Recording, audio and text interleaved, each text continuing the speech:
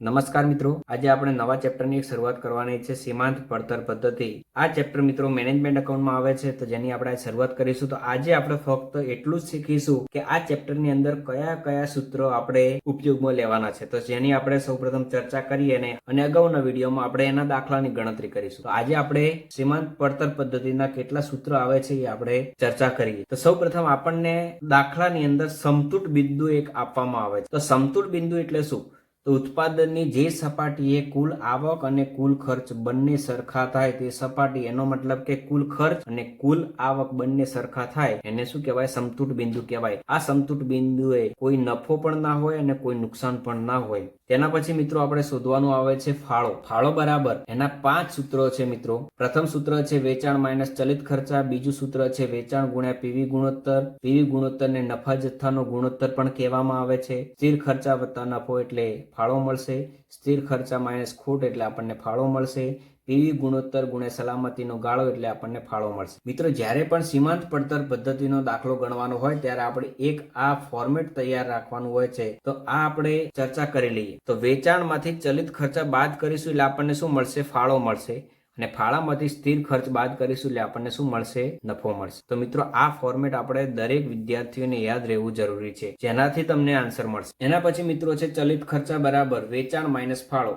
વેચાણ માઇનસ ફાળો કરીશું એટલે આપણને શું મળશે? ચલિત ખર્ચા મળશે. હવે મિત્રો, નફાના કેટલાક સૂત્ર છે જે આપણે ચર્ચા કરીએ. તો પ્રથમ સૂત્ર છે ફાળો માઇનસ સ્થિર ખર્ચા, એટલે ફાળો એમાંથી સ્થિર ખર્ચ બાદ કરીએ એટલે આપણને શું મળે? નફો. વેચાણ માઇનસ ચલિત ખર્ચા માઇનસ સ્થિર ખર્ચા. વેચાણમાંથી ચલિત ખર્ચા બાદ કરીએ એટલે ફાળો. ફાળામાંથી સ્થિર ખર્ચ બાદ કરીએ એટલે નફો. તેના પછી મિત્ર સૂત્ર છે એકમ દીઠ ફાળો ગુણ્યા સમતૂર બિંદુથી વધારાના ઉત્પાદિત એકમો. આ આપણે જ્યારે દાખલો ગણીશું ત્યારે જ તમને સમજમાં આવશે. અને છેલ્લું સૂત્ર છે સલામતીનો ગાળો ગુણ્યા પીવી ગુણોત્તર એટલે કે નફા જથ્થાનો ગુણોત્તર એટલે આપણને શું મળશે? નફો મળશે. ત્યારબાદ મિત્રો પીવી ગુણોત્તર. તો પીવી ગુણોત્તર શોધવા માટે આપણને અમુક સૂત્ર આપેલા છે. પીવી ગુણોત્તરને બીજું નામ છે નફા જથ્થાનો ગુણોત્તર પણ કહેવામાં આવે છે.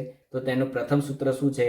ફાળો ભાગ્યા વેચાણ ગુણ્યા 100, એટલે કે ફાળો ભાગ્યા વેચાણ ગુણ્યા 100 એટલે આપણને પીવી ગુણોત્તર મળશે. બીજા નંબરનું સૂત્ર છે નફો ભાગ્યા સલામતીનો ગાળો એટલે પીવી ગુણોત્તર મળશે. ત્રીજા નંબરનું સૂત્ર છે નફામાં ફેરફાર ભાગ્યા વેચાણમાં ફેરફાર ગુણ્યા 100. ચોથા નંબરનું સૂત્ર છે ફાળો ભાગ્યા સલામતીનો ગાળો એટલે આપણને શું મળશે? પીવી ગુણોત્તર મળી જશે. ત્યારબાદ મિત્રો આપણે સમતૂર બિંદુનું સૂત્ર શોધવાનું છે. તો સમતૂર બિંદુ બે રીતે શોધવામાં આવે છે. એક એકમમાં શોધવાનું હોય છે ને એક રૂપિયામાં શોધવાનું હોય છે. તો એકમમાં શોધવા માટેનું સૂત્ર શું છે?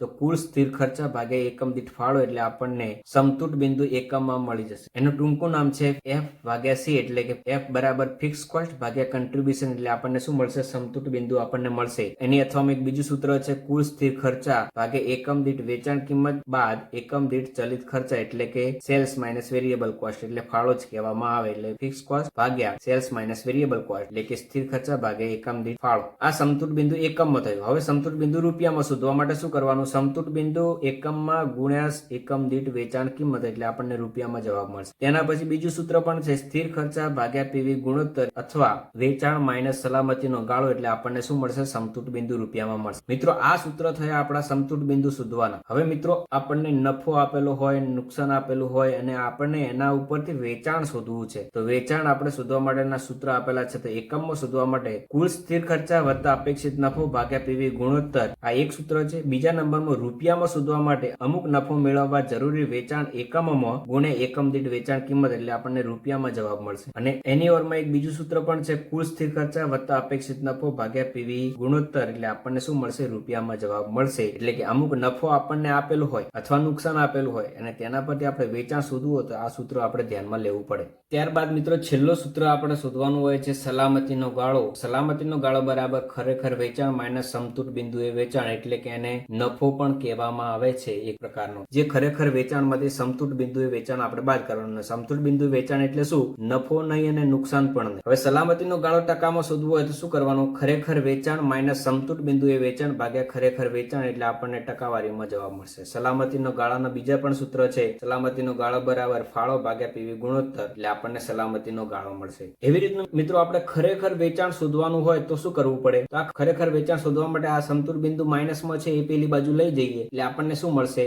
ખરેખર વેચાણમાં છે તો ખરેખર વેચાણ બરાબર સલામતીનો ગાળો વત્તા સમતૂર બિંદુએ વેચાણ એટલે આપણને શું મળશે? ખરેખર વેચાણ મળશે. અને સમતૂર બિંદુએ વેચાણ બરાબર ખરેખર વેચાણ માઇનસ સલામતીનો ગાળો. એના સૂત્ર મિત્રો આગળ પાછળ કરવામાં આવે. હવે મિત્રો અહીંયા એક નોંધ લખેલી છે જે આપણે ધ્યાનપૂર્વક સમજી લઈએ. જ્યારે વેચાણના એકમમાં વધારો ઘટાડો થાય ત્યારે ચલિત ખર્ચમાં પણ વધારો ઘટાડો. મિત્રો અહીંયા શું કીધું છે? એકમમાં જ કીધું છે, બીજું કોઈ જ નહીં. જ્યારે વેચાણના એકમમાં જ, વેચાણ કિંમતમાં નહીં, એકમમાં જ વધારો ઘટાડો થાય તો ચલિત ખર્ચમાં પણ વધારો ઘટાડો કરવાનો. અને જો ચલિત ખર્ચ કે વેચાણની કિંમતમાં વધારો ઘટાડો થાય ત્યારે વેચાણના એકમમાં વધારો કે ઘટાડો થતો નથી. મિત્રો આ વસ્તુ ધ્યાનમાં રાખ કે વેચાણના એકમોમાં વધારો ઘટાડો થાય તો ચલિત ખર્ચમાં પણ વધારો ઘટાડો થાય, પરંતુ જો ચલિત ખર્ચમાં કે વેચાણ કિંમતમાં વધારો ઘટાડો થાય તો વેચાણના એકમોમાં વધારો ઘટાડો થતો નથી.